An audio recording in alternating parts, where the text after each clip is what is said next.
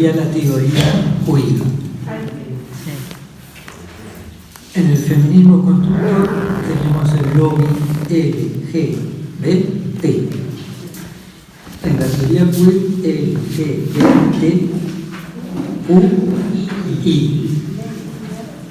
Si seguimos para adelante y revisamos, por ejemplo,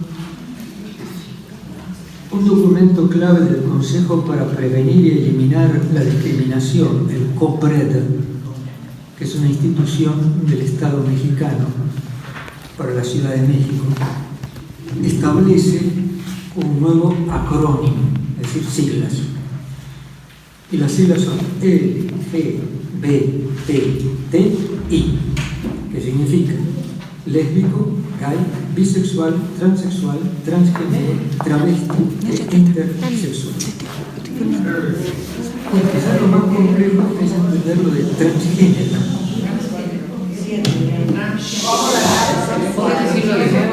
¿Pero qué hablan? Intersexual. No hay intersexual. Varón o mujer, entre medio, hermafrodita. Pero de vuelta, no tratemos de buscar una comprensión, digamos, racional al contenido de los términos, porque son términos un poco fluidos. Estoy hablando de la Ciudad de México, este nuevo Consejo para Prevenir discriminaciones. Hay un documento de este Consejo muy instructivo a ese respecto y elabora cada una de estas categorías y va explicando cuál es el contenido de esas categorías. La Comisión de Derechos Humanos de la Ciudad de New York establece diferentes tipos. Ahora, no puedo poner el acrónimo, porque los tipos son 31. Entonces, el acrónimo ya no se puede memorizar. Facebook ofrece también una serie de opciones, y son 58. Podríamos seguir, ¿no? Depende un poco de la imaginación creativa. Ahora, estamos muy lejos, evidentemente, ¿no?, de un feminismo de equidad.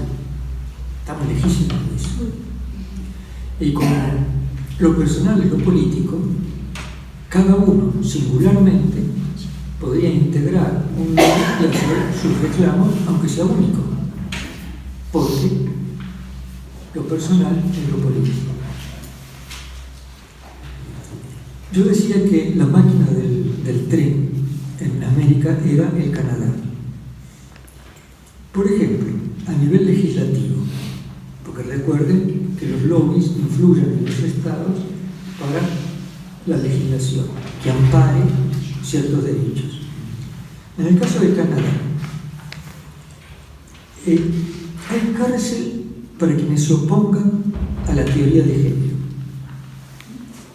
Por ejemplo, un padre de familias que protesta en la escuela por la educación que está recibiendo su hijo en el orden sexual, ese padre, si se opone a la teoría de género, es penado con tanto tiempo de prisión, como es relativamente normal y establecida por la ley. Esto ya es un poco más sutil. El uso de un pronombre inadecuado.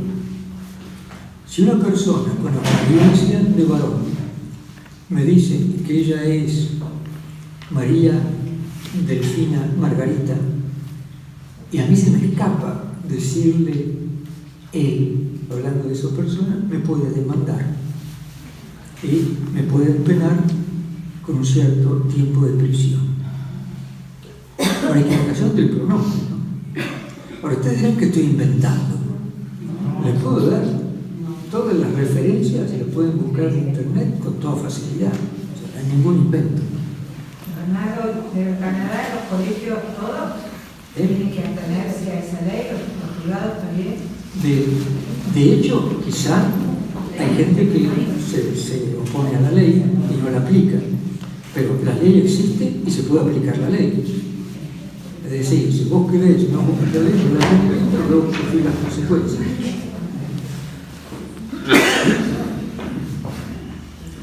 Tengo acá referencias de la señora Campillo Vélez, que hizo un estudio, está publicado en la revista Dicaion, un estudio sobre las leyes de género en la legislación colombiana. Como se ha ido poco a poco modificando la legislación con las leyes de género. No importa los nombres, eso lo encuentran después donde están. En el caso de España, hay también una doctora, la Calle Noriega, que ha hecho un estudio sobre el mismo tema. Por ejemplo, nuestra modificación de la legislación sobre el matrimonio, que era, hasta de poco, se constituye por un varón y una mujer. Fue modificada la legislación. No, dice 2 personas. Es una sutil modificación. 2 personas. Pero igual significa que no necesariamente varón y mujer. Y esos cambios legislativos van a continuar. O sea, no se precisa ser ningún profeta para darse cuenta en qué línea vamos, sabiendo que al mismo tiempo somos seguidores de algo que va por delante. Bueno, lo que uno se puede preguntar es cuál es la finalidad de todo esto. Y vamos a dejar de lado lo que podría ser la finalidad económica. Es decir, detrás de todo esto hay muchos intereses económicos, ¿no? Por ejemplo, detrás de las campañas abortistas, es evidente que están las clínicas abortistas, están las compañías farmacéuticas, etc. Ya hay un interés económico. Por la plata baila el mono. Y eso se ha aplicado a toda la historia de la humanidad. Entonces, vamos a dejar eso de lado. Lo que se busca es un cambio de la sociedad occidental, de la cultura occidental. Porque la cultura de la sociedad occidental, con la hegemonía de la tradición judeo-cristiana, sobre todo cristiana, y más propiamente católica, ha cometido atrocidades contra la humanidad. Atrocidades. 2 guerras mundiales, etc. El patriarcado, es decir, la opresión de la mujer por el varón. ¿Cómo acabamos con el patriarcado? Bueno, hay que disolver el modelo familiar, porque el apoyo del patriarcado es la familia tradicional.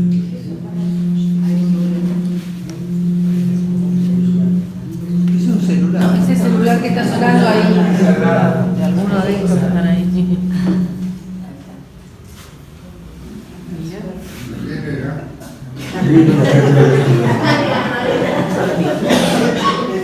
¿De quién es? Mío.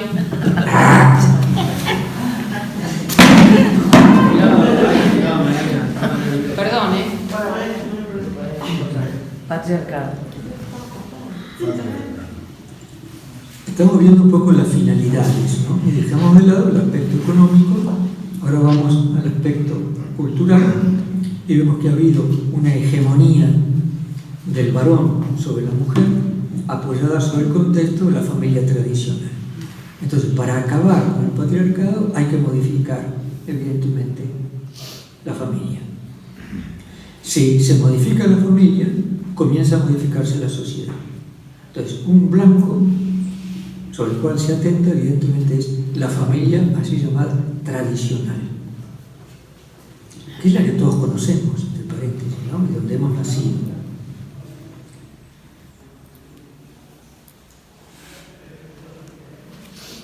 Hay que lograr, esto ya es un poco más raro, ¿no? Hay que lograr una humanidad sin varones y mujeres exclusivamente, lo que se llama el código binario elemental.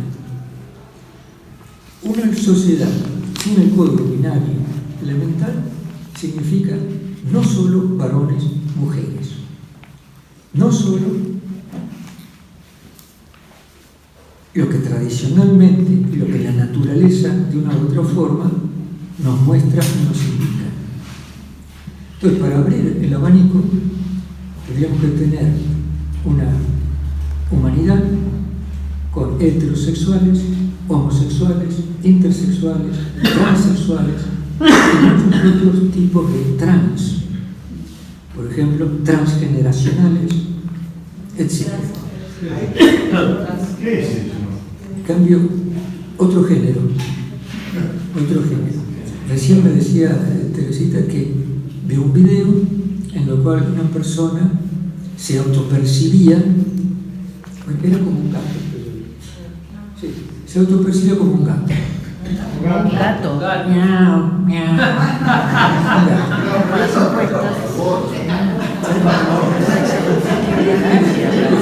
Está loca. Sigue en una línea de continuidad. Una universitaria holandesa, que luego lo mismo hizo una española, con el micrófono en la mano, hizo una prueba con compañeros y compañeras de la universidad. Entonces va con el micrófono y le dice a un amigo universitario en el campus de la universidad: fulano, mira, ¿sabes qué? Yo me autopercibo como un varón. Entonces el otro se ríe. No, le dice: sos una chica hermosa, yo no te veo como un varón. Sí, vos no me ves como un varón, pero yo me autopercibo como un varón. Ah, bueno, si te autopercibes como un varón, será así. Trataré desde hoy de tratarte como él. Bueno, muchas gracias. Hace la misma pregunta a una compañera. Fulanita, etcétera, etcétera, te quiero hacer algunas preguntas. ¿Sabes qué? Yo me autopercibo como un varón. Pero por favor, me dice. Sí, pero me autopercibo así y así encuentro mi identidad y mi concordia interior. Ah, bueno, si es así, está bien, no hay ningún problema. Bueno, después que hizo la ronda y que todos terminan, está bien, si te percibes así, o sea, todos están mentalizados dentro de la teoría de Jung. Después que termina la ronda, comienza con el primero, y dice: fulano, ¿sabes qué una cosa? Yo he comenzado a autopercibirme como un gato. Entonces el otro dice: ¿como un gato? Bueno, digamos mejor, no como un gato, me autopercibo como una japonesa. ¿Cómo qué? ¿Japonesa? Japonesa. Entonces el otro se ríe y le dice: bueno, la verdad es que yo te veo muy occidental, ¿no? No te veo muy... Sí, pero yo me autopercibo como una oriental. Ah, bueno, si te autopercibes... Ahora, antes le había dicho que se autopercibía como un varón. Inmediatamente después, la fluencia de identidad. Ah, bueno, si te autopercibes así, está muy bien. Está muy bien. Y así da toda la ronda. Y después vuelve con el gato. Bueno, basta. Basta. Todo el ejemplo, muy bien. Todo el ejemplo, muy bien. Todos los compañeros de la universidad. En Holanda. ¿Qué significa eso? Que hay una mentalización sobre el fluir de las identidades sexuales. Es eso. Ahora, ¿qué pasa si en ese hombre se autopercibe como el gato y le compramos paquetes de comida para gato? Cuando encuentras a alguien que se autopercibe como gato, hace eso y después dirás: yo no sé. Cambiará inmediatamente. Cambiará. Cuando se muera de hambre se va a autopercibir de otra forma. Lo acabo de decir para ejemplificar cuando se habla de transgeneración. Pero nada más. Y no creo que he encontrado personas que digan eso, pero sí he visto un video que seguramente fue un montaje que hicieron, nada más que para mostrar un poco que se llegan cosas muy raras. Lo menos que se puede decir. Otra de las finalidades es la imposición de un tipo de educación sexual obligatoria para adolescentes y menores, y en ese tipo de educación se incluye evidentemente la facilidad del aborto como método contraceptivo. Ahora, eso atenta, en supuesto caso de que alguien reclame y le imponen la ley al reclamo, contra el derecho de la patria potestad, es decir, de que un padre tiene el derecho de la educación de su hijo. Y en la medida que el Estado va quitando derechos de la intimidad de la familia, el Estado se va haciendo cada vez más absoluto y más totalitario. Entonces, cuando hablamos de gobiernos totalitarios, no hay que pensar necesariamente en Benito Mussolini o en Adolfo Hitler, ¿no? Estos estados que se mueven con estas ideologías terminan siendo estados totalitarios, ¿no? Con lo cual acopian para sí mayoría de derechos a un derechos personales. Hay otras finalidades con un cierto respaldo motivacional. La nivelación y la subordinación de las religiones a una religión universal.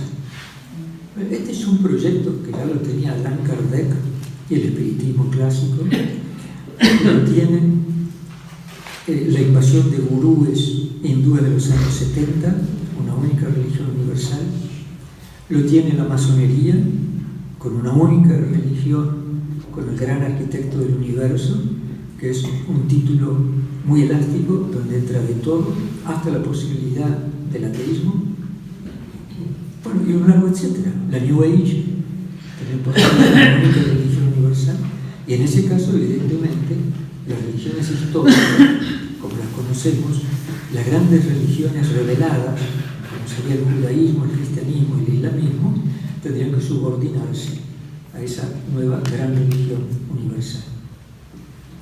Históricamente, ¿cuál ha sido el obstáculo a este proyecto de colonización ideológica? Bueno, históricamente el obstáculo es clarísimo, que ha sido la Iglesia Católica, no hay la menor duda. Entonces, ¿cómo hacemos para subsanar el obstáculo o impedir que el obstáculo pueda realmente impedir el proyecto? Ya está, en Argentina ya está claro como el agua, todo el tema de la subvención por parte del Estado a la Iglesia Católica. Cuando la Iglesia no tenga medios económicos, entonces le van a afrontar los medios para hacer campañas y sostener proyectos, etcétera, etcétera, etcétera. Entonces, ya estamos en eso, en ese momento. Por supuesto que el presupuesto es, toda esta campaña antimortista ha sido subsidiada por los impuestos, es decir, por el Estado, manteniendo a la Iglesia Católica. Cortemos esto. Busquen la página web Pan y Rosa y verán esto que acabo de decir abiertamente.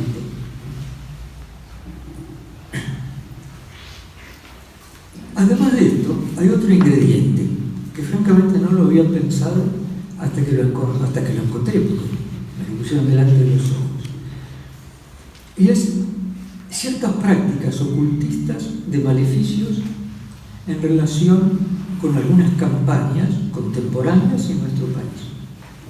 Me refiero concretamente a un par de grupos que hicieron en la vía pública maleficios en contra de algunos senadores recalcitrantes y contra lo que han llamado el fundamentalismo religioso. Es decir, conjuros, ¿no? Maleficios son conjuros pidiendo la intervención del mal espíritu contra estos opositores de un proyecto de una mayor liberalización. Bueno, uno lo dice, parece cuento de hadas, ¿no? Pero si ves el video, te encontrás un grupo de chicas formando un círculo con una bonetes en punta, unas capas negras, etc., haciendo todo el conjunto. El otro es otro grupo formado en la vía pública, en lo cual se canta el conjuro y un coro apoya el conjuro, etcétera, etcétera, haciendo el maleficio. Y los destinatarios son los recalcitrantes, no quiero decir nada de los salteños, ¿no? Pero ahí está simplemente. Y bueno, en el Senado, la provincia del Norte tiene mucha influencia. Yo digo para bien, pero para otros era para mal.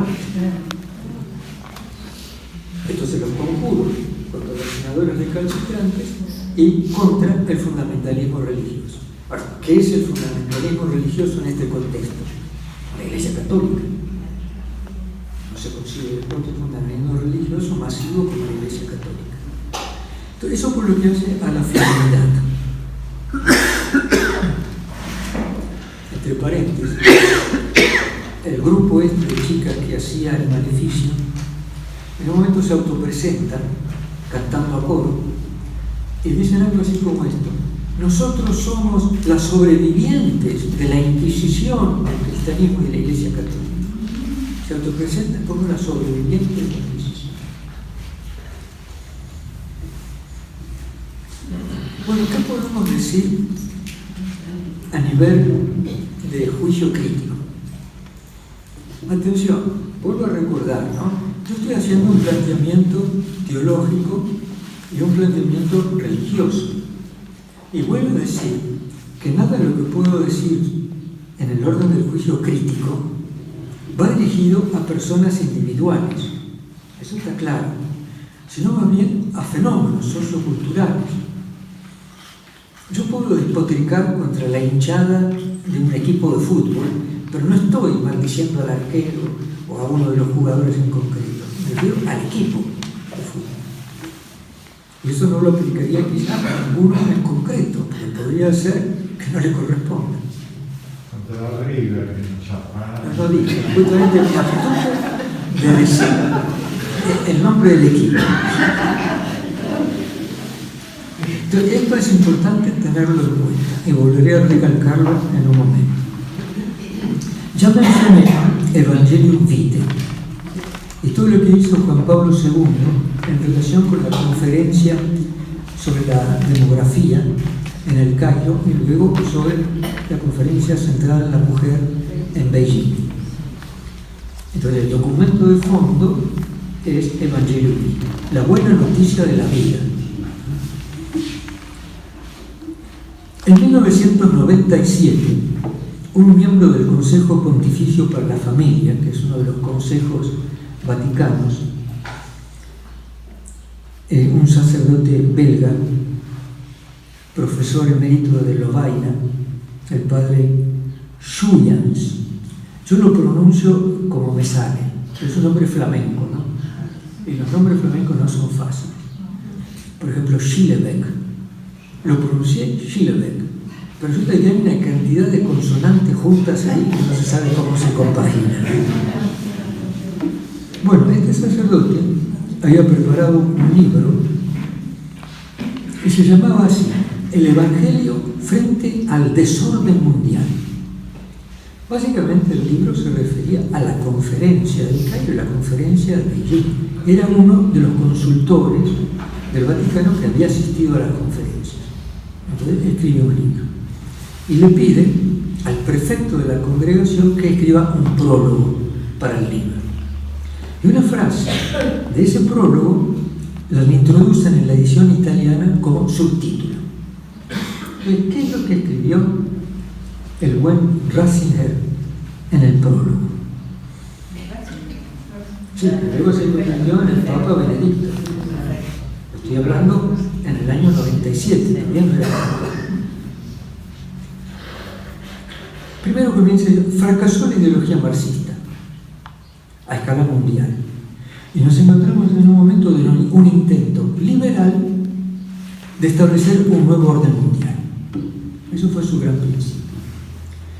Entonces, en todo este fenómeno, para algunos, el gran agente es el marxismo cultural, pero acá Ratzinger no va a decir que es el marxismo cultural, va a decir que es un intento liberal de establecer un nuevo orden mundial. Va a hablar de una filosofía del hombre nuevo para un mundo nuevo. Y se ve que es un proyecto liberal por el realismo económico que encierra el proyecto. Y en este liberalismo y este realismo económico se trata de poner límites y circunscribir el bienestar social. Es clarísimo, ¿no? Circunscribir el bienestar social es que muchos quedarán excluidos del bienestar social. Y hay que excluir a algunos de ese bienestar para poder mantener este bienestar social. Bueno, a escala planetaria es fácil darse cuenta cuáles son los países que tienen que quedar excluidos, que muchas veces son los productores de materias primas, para que otros países puedan gozar del bienestar social.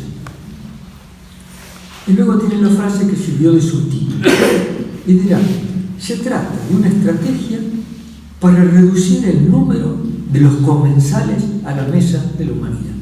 Ahí metió el dedo así en la llaga. Y el subtítulo del libro es Reducir los comensales a la mesa de la humanidad. Siguiendo un poquito adelante en el prólogo, va a decir, ya no se puede más hablar de una filosofía del amor. Hay que empezar a hablar de una filosofía del egoísmo. Punto. Entonces, ha puesto el dedo en la llaga para decir, acá hay un problema antropológico. Sí, hay un problema de cómo el hombre reflexiona sobre sí mismo. Estamos con una nueva filosofía individualista de bienestar, en lo cual además hay un proyecto de exclusión. Bueno, esto lo dice en el año 95. Recuerda, Beijing, y Cairo, 94, 95. Entonces el libro es inmediato.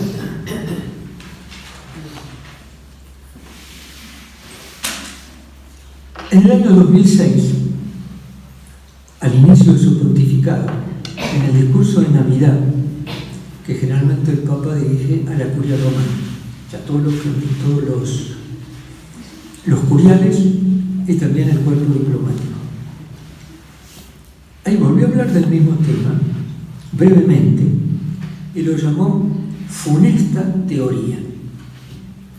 Está hablando de lo que hoy día conocemos como ideología de género. Él todavía no lo está llamando ideología, sino que lo llama funesta teoría. Esta funesta teoría produce un desprecio de la corporeidad, de la cual se sigue que el hombre y la mujer se han de emancipar de su propio cuerpo, es decir, de toda la dimensión biológica. ¿Cómo termina todo esto? Con la autodestrucción del ser humano. En el 2011, hablando en Alemania ante el Parlamento alemán, cuando estaba hablando a Juan de los Palotti, va a decir, así como existe una ecología de la naturaleza, también debemos pensar en una ecología del hombre, ecología de la humanidad. Y esa ecología de la humanidad ha de respetar la naturaleza humana. Si no se respeta la naturaleza humana, vamos a acabar de la misma forma cuando no se respeta la naturaleza sin más, es la destrucción de la naturaleza. Bueno, de eso se valió nuestro ínclito Papa Francisco para escribir su carta pastoral sobre Laudato Si, es decir, sobre la ecología cristiana. Dice que el Papa no inventó nada ni sacó algo de la galera, y tampoco que el Papa se le ocurrió de repente algo que no es un problema real que acucia a la comunidad. Y en ese documento del Papa Francisco hay todo un párrafo que se refiere a la ecología humana. En esa ecología humana está hablando del respeto de la naturaleza humana y está apuntando a la ideología de género. Finalmente, en el 2012, de vuelta en el contexto de los saludos navideños, vuelve a retomar el tema. Y ese es el texto, digamos, más largo, más prolijo del Papa Benedicto en relación con la teoría o la ideología del género. Ustedes recuerdan que estamos en el 2012, pocos meses después renunció, lo cual significa que la última palabra que quiso decir como advertencia en el orden cristiano, en el orden universal, era algo sobre esto que él considera autodestructivo de la raza humana. Algunas ideas contenidas en lo que dijo. Lo que está en juego es aquello que significa realmente lo que es ser humano. Según esta nueva filosofía de la sexualidad, el sexo no es un dato originario que el hombre debe aceptar y llenar personalmente de sentido. Acá está hablando de vuelta, ¿no? De naturaleza y cultura. Llenar de sentido es una dimensión cultural y un dato que se recibe originario es un dato permanente que viene con la naturaleza dada.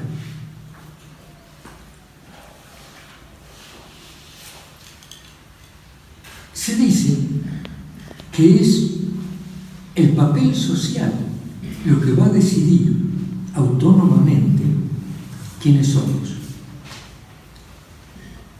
Aún más, finalmente será la sociedad quien decida. Ahora, ¿por qué será la sociedad? Porque habrá leyes. Habrá leyes. En el caso del Canadá, identidad de género, si yo me equivoco del género de la persona y le digo ella, resulta que era ella, se va a presentar como ella, el Estado se va a encargar y la ley me va a penar. Estamos ante una falacia profunda, una revolución antropológica que subyace en ella. El hombre niega tener una naturaleza preconstituida por su corporeidad, que lo va a caracterizar como ser humano. Según el relato bíblico de la creación, el haber sido creados por Dios como varón y mujer pertenece a la esencia misma del ser humano. Esta dualidad es esencial. Así fue como Dios la dio. Pero ahí está la madre del borrego, ¿no? ¿Se acepta un Dios y un Dios creador o no se acepta? Si no se acepta, entonces, ¿quién es el creador? O podría ser el devenir. No hay ningún principio creador, un devenir. Con esto no está negando un evolucionismo limitado, ¿no? No está contra eso. Además, se había convocado en la época de Juan Pablo II un grupo de científicos para hablar del tema del evolucionismo. Entonces llegó lo que llama un evolucionismo limitado, lo cual significa hay claramente a nivel de la naturaleza humana un proceso evolutivo, pero al mismo tiempo hay un algo de un cambio total. Y ese cambio total es lo que se llama la capacidad de conciencia refleja. El ser humano es capaz de saber que sabe. Ninguna otra especie animal puede tener ese acto de conciencia refleja y saber que sabe. Y eso es el acto creador, más allá del momento en el cual se da el proceso. Pero esto, Benedicto lo sabe muy bien, era miembro de la comisión que discutía el tema, ¿no?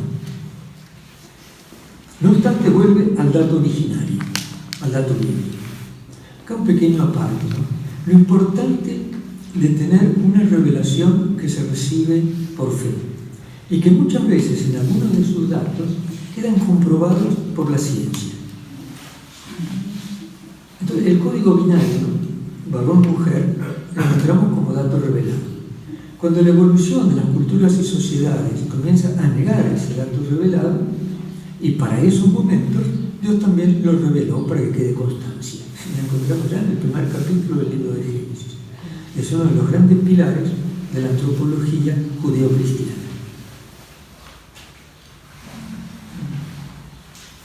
Más adelante, se niega a hombres y mujeres su exigencia creacional de ser formas diferentes de personas humanas que se integran mutua y recíprocamente. Si esto es así y se niega, entonces tampoco existe la familia como una realidad preestablecida por Dios. Es decir, si Dios no creó varón y mujer en mutua atracción y complementariedad, entonces tampoco existe la familia. Claro como el agua. Negar una cosa es negar la otra. En este caso, también la prole ha perdido el puesto que hasta ahora le correspondía, con su peculiar dignidad propia. Entonces, tampoco la prole es imagen y semejanza de Dios, etc. Y el hecho de la imagen y semejanza de Dios es el pilar de la dignidad humana en la cultura occidental. Entonces, se niega a Dios, se niega la creación, se niega el código binario, se niega el matrimonio, se niega la familia y luego se niega la prole. Si no somos todos a imagen y semejanza de Dios y el matrimonio como una institución natural que se desprende del acto creador de Dios, hagamos cualquier cosa. Todo es posible según la imaginación creativa. Nuevos modelos de familia. Estamos en eso. Nuevos modelos de familia. Y nuevas identidades sexuales. Allí donde la libertad de hacer se convierte en una libertad de hacerse a uno mismo, entonces ya se está negando al Creador. Y con ello, el hombre deja de ser criatura. Y si deja de ser criatura de un Creador, el hombre ya tampoco es a imagen de Dios. Con lo cual el hombre ha perdido su dignidad. Fíjense que claro, ¿no? Como va sacando las consecuencias de algunos principios basilares que vienen por revelación y a veces que confirman las culturas y las sociedades. Finalmente dirán, para remachar su discurso, quien defiende a Dios, defiende al hombre. Punto. Quien niega a Dios, niega al hombre. Es eso con lo que termina. Bueno, podríamos seguir con otros textos. Ahora no viene al caso. El texto de Francisco más importante sobre el tema se encuentra en Amoris Laetitia. En el párrafo 56 lo va a dedicar principalmente a la teoría de género.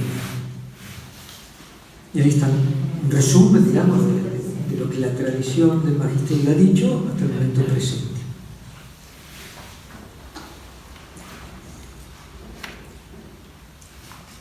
Me parece importante también decir una palabra en relación a Francisco, el discurso en Polonia. Es una especie de final triunfal, ¿no?, en su discurso.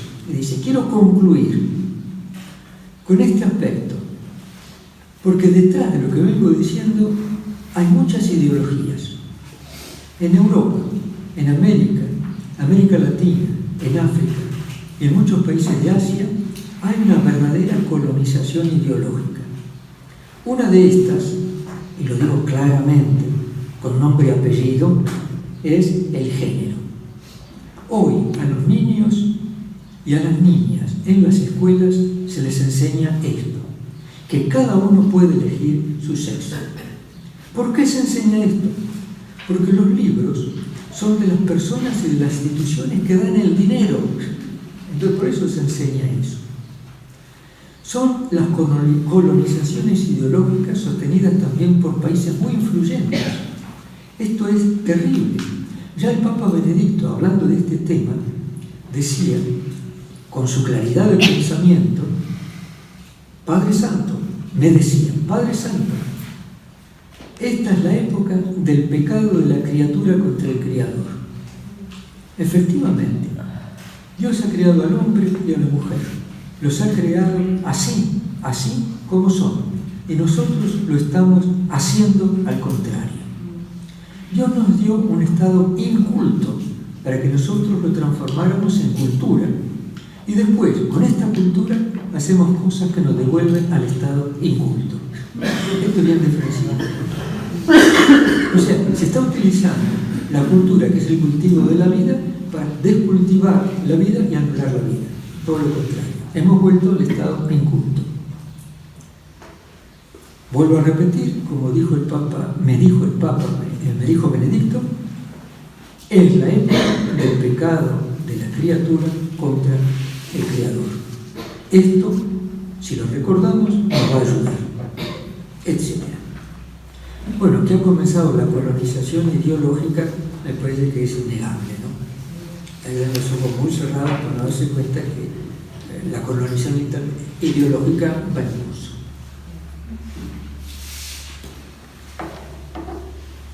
Conclusión. ¿Cuál es la finalidad de lo que he dicho? Nada alarmista, primero. Segundo, el objetivo es desenmascarar al espíritu del mal, que su obrar es unir contra la raza humana. Ya mencioné los motivos, se pueden invocar otros y la trilogía ha elaborado otros más. Desenmascarar. En este momento daría la impresión que, aparte de sus formas habituales, sería la tentación, la obsesión, la vejación, en casos extremos, posesión, utilizan otras mediaciones, es lo que he llamado armas ocultas. Estas mediaciones, haciendo una lectura teológica de la realidad, uno encuentra varios hechos del último siglo, hasta nuestro presente, que pueden ser discernidas como mediaciones del mal espíritu en su lucha contra la humanidad. Una lucha que jamás termina. Entonces, eso es la finalidad. Sacar de la cueva al maligno oculto. Es evidente de que estas mediaciones pueden ser ideologías, pueden ser organizaciones cerradas y secretas que visiblemente utilizan ciertos mecanismos que son fáciles de identificar. Ejemplo, se recurren a ciertos valores, por ejemplo, respeto, tolerancia, convivencia, inclusión, diálogo. Una vez que estos valores ya están en la sociedad y la gente los empieza a respetar, entonces el ideólogo ha ganado terreno. Y ha ganado terreno que va a seguir ganándolo siendo intolerante, exclusivo, monológico, todo lo contrario. Con lo cual gana más terreno todavía.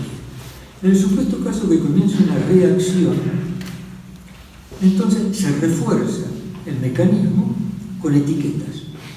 En este caso, todas las etiquetas descalifican al primer agredido.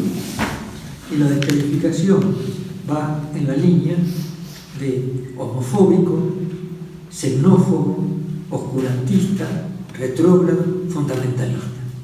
Lo que se llama vulgarmente escrache. Sí, realmente. Entonces, cuando el pobre que había sido víctima trató de reaccionar y lo escracharon, ya socialmente perdió crédito en su palabra. Punto. Ahora, ese mecanismo no lo ve con claridad.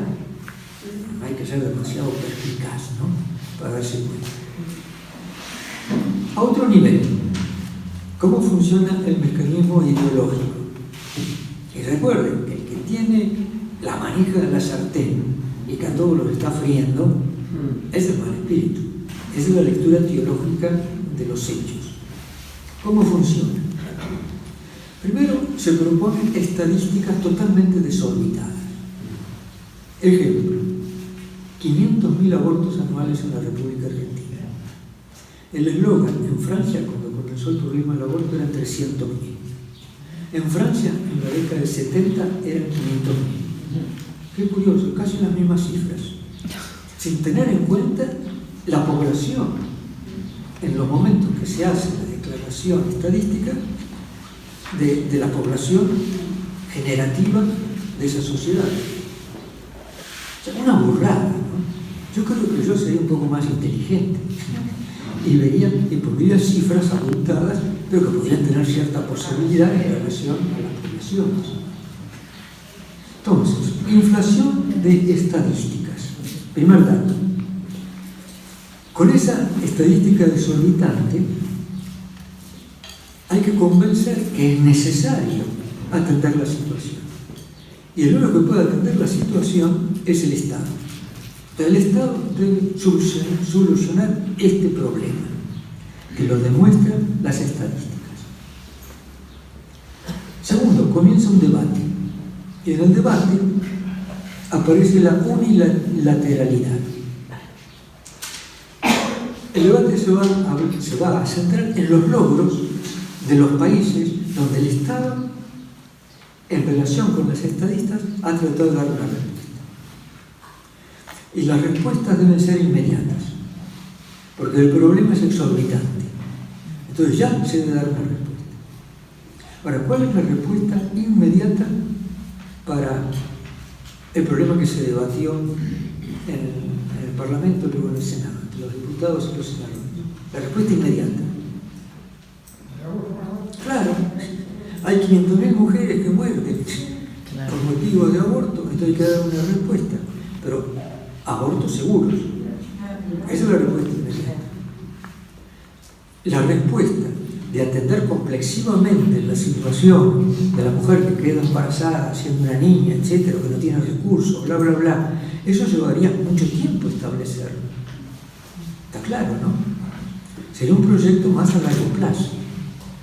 Entonces, para hacer pasar el proyecto a corto plazo, bueno, el aborto, y luego veremos las políticas que se pueden implementar en torno al problema para solucionarlo. Ahora, ¿esas otras políticas llegan alguna vez? Si miramos los países donde se ha legislado el aborto, no han llegado todavía. Entonces tampoco se van a llegar en nuestro país.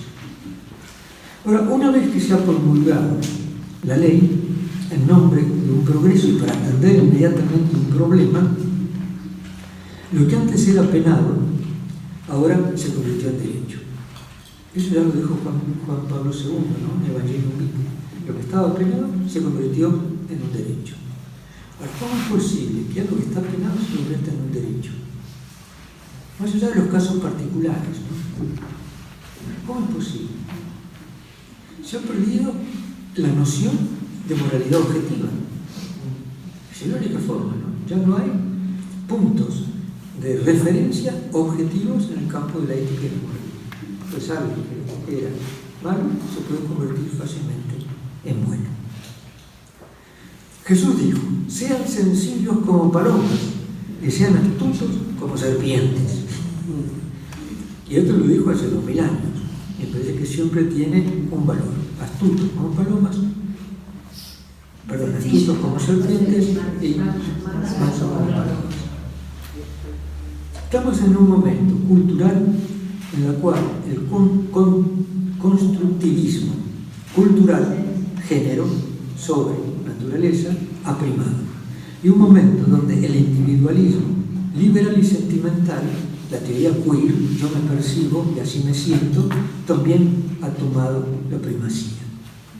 Todo eso se está convirtiendo poco a poco, con el apoyo estatal, que en última instancia fue promovido por la Organización de las Naciones Unidas, Cairo, Beijing, en leyes estatales en diferentes países. Ahora, qué curioso, que en Latinoamérica las probetas, los campos de experimentación son los países más católicos, donde el porcentaje de catolicidad es más alto. Perú, Colombia, Argentina, etc. Somos cobayos de una experiencia global. En Perú fracasó en un cierto sentido porque las manifestaciones que hubo en las calles, etcétera, impidió la promulgación de la ley de identidad sexual y dejó, veremos, fue el tema de la educación. No sé si tú sabrás si tuvo que renunciar el ministro de Educación, porque era lo que se pedía, ¿no? Que renunciara. Y todo esto, el movimiento masivo, popular, frenó el proyecto.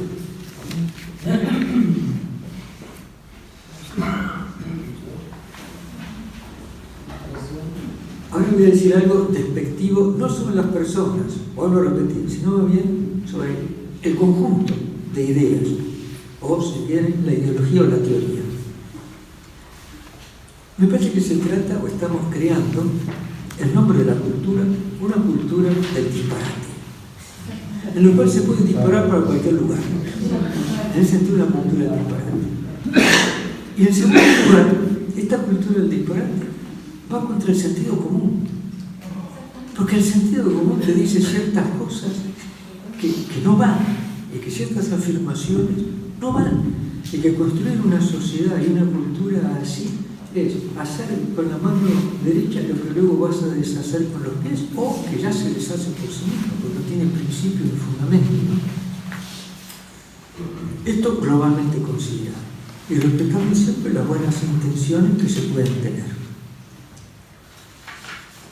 Concluyo. Esto lo voy a leer. Es el final glorioso de lo que quiero decir. El amor cristiano reconoce que todos somos pecadores. Por eso nunca condena a las personas individuales, pero sí combate contra Satanás y rechaza las ideas falsas y las ideologías que militan contra la humanidad. Aún más, este amor respeta la dignidad de todos y de cada uno por ser imágenes de Dios, el cual quiere que todas las personas humanas se salven y lleguen al conocimiento de la verdad. Por eso los cristianos evangelizamos y catequizamos, pedimos perdón, intercedemos y suplicamos, sabiendo que hay un solo Dios y un solo mediador entre Dios y los hombres, Cristo Jesús, hombre también que se entregó a sí mismo por rescate de todos. Amén. Amén.